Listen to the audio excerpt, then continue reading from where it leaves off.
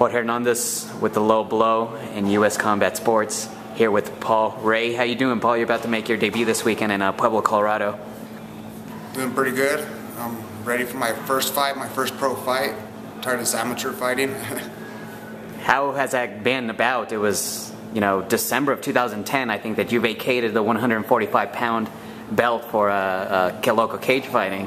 As it's been a pretty long ride here. Yes, it's been about a year and a half since I fought last. I've had so many fights just fall through from opponents pulling you out. One of them, the whole town flooded. It's just bad luck getting fights. So I'm just happy to get a fight.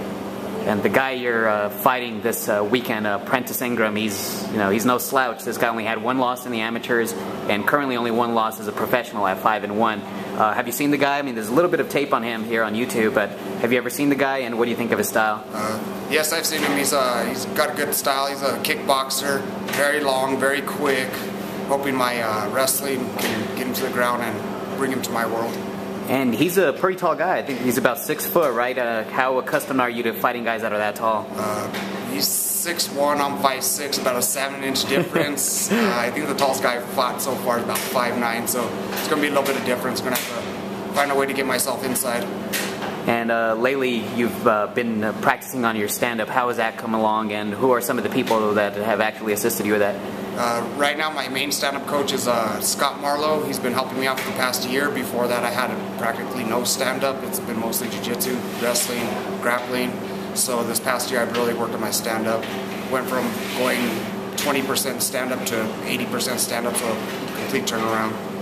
You've been doing the ground game, not just jiu-jitsu, but wrestling, for most of your life. And how much do you think that has gone to your advantage, just as an amateur and now as a pro, for guys that are used to the stand-up and aren't used to being taken down?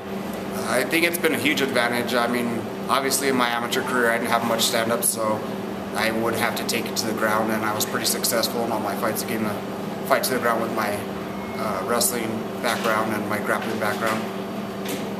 And the Steel City Rumble here in Pueblo, Colorado, how excited are you to actually be participating in this? And too bad it's not here in Albuquerque, but it's not too far of a drive either. Yeah, I'm pretty excited. Steel City Rumble is actually a really big promotion out there, and from what I hear, my fight's going to be the main event, so I'm pretty excited about that. And do you have anything to tell the people out there, and encourage them to drive out there? Come out, check me out if you can. I appreciate the support you guys have out here. I appreciate all my fans and my friends and family. All right, Paul Ray, thank you very much, and best of luck Saturday. Thank you.